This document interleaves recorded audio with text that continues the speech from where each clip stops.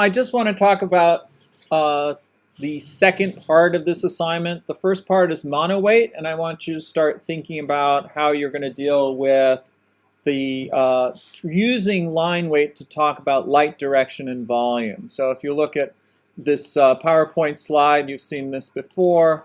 The drawing on the right to the drawing on the left. Daryl would really laugh if I would show this as a drawing as a slide. But you can tell that there's a there's a light direction. If you look at this, it would be coming from the right-hand side, whereas there's no really real way to tell the line direction on the one on the right. Exactly. So same thing for here. Light direction is being talked about, and volume is being talked about through the varying line weights. And this is how this works. So you're going to be exploring line weight through. So item 2, or the second, this is progressive illustration. So illustration 2, what you're going to be doing is you're going to be taking your outline of your poster, and you're going to be varying the line weight. There's a couple of ways to do that, but there's a line weight tool that can be helpful, which is right here. Now, some of you have used the width tool already to create a difference in terms of how the shine appeared on your assignment 2, right? I don't know how many people did that, but using this as a way of changing line weight is a fairly straightforward way. Sometimes it needs a little bit of finessing. Basically what you're doing is you're grabbing that tool, you're going over to a line segment, and you click and you drag to make it wider. Now that is a little bit wide. It's a little bit overdoing it. So what I would suggest is that you zoom in, go back to your line tool, and notice I've made one click, and the minute I use the line tool and I click on a line, it tells me where that active line is. So I can click there and change its width to calm it down. The other thing is, having a line go all the way around like that doesn't look realistic. You want it to be differential on one side versus another. So right around here, I want to kind of choke it down a little bit just to make sure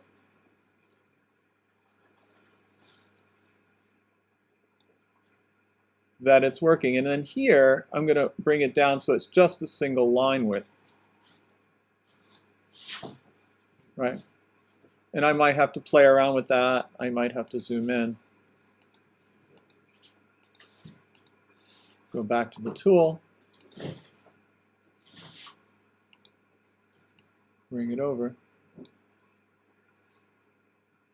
And there might be some other stuff that I have to do to kind of make that the way I want it. But that's kind of what I want you to explore. The one thing you can end up doing is making the line much thinner than the other line. When I look at that, I'm thinking I might need a little bit of help with either a white paintbrush or a black paintbrush just to make that kind of, using white basically to cover some of this, or using black to extend it, just to make that edge the way I want. I might try to use the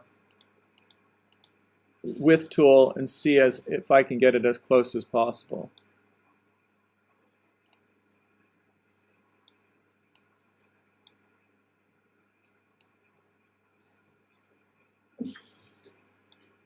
All right. So once I have it there, this is where a white paintbrush might come in handy. So I'll grab a paintbrush, make sure that the fill is set to white.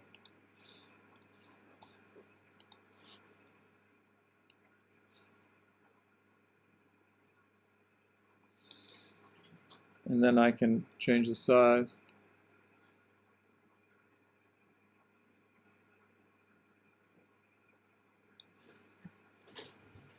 All right.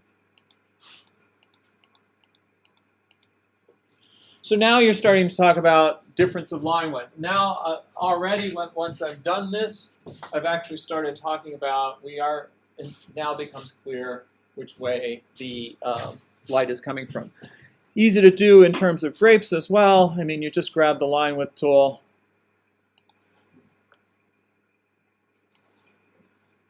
And again, the one thing that I've found students do with this is they go crazy. The line width tool just becomes really ridiculous. I would use that subtly. I find that that works much more effectively. It's also a great way of showing weight. So if something's resting on the table, if you use the line weight tool where it actually meets the table, you'll talk about the shadow and also talk about the weight of the object. You can kind of do fancy things like, right here, if you use the line weight tool, notice how you're going to have to also adjust the line weight around here so that it makes sense. There's a little object right here that I have to get rid of from a prior demonstration. And that's easy enough to do. I can go here, can click on this, and make it go away. So these are prior experiments with the paintbrush. Now right here, I can do something where I use the line weight tool and restrict the line weight. You can hold it here.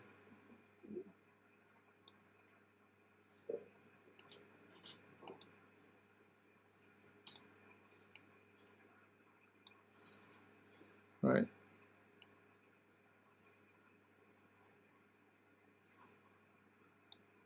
And then I can actually, with that tool, I can move this up.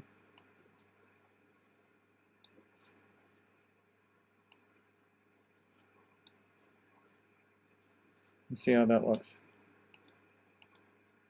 Might take some more finessing at that point. So that's a way in which, and then I might make it wider down here. So that's might be a way that you use, if something's reflecting through something else, you could actually make it look like it's reflecting through the glass. I would do the same thing here.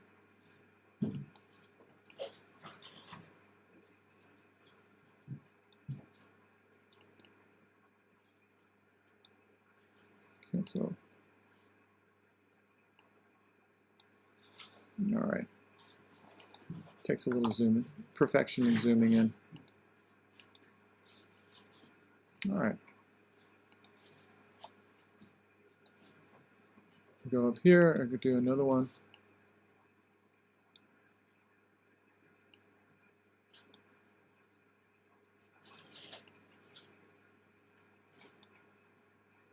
And again, this might need to be sweetened up with a little bit of black paint. But you can kind of tell how that would work. And I would go up and around, and I'd probably stop here with the bottle. Does that make sense in terms of how to do it? All right. So start, again, working subtly. All we're trying to do is briefly suggest light direction. Also, actually, one last thing. When I change this, the whole tenor of the piece is going to change somewhat. So don't live with the typography that you used that looked really good with the very light, delicate single weight line tool. You're going to have to change, make different decisions. Remember, in the assignment, you're going to have to talk about your type decisions based on how it related to the image. All right, thank you.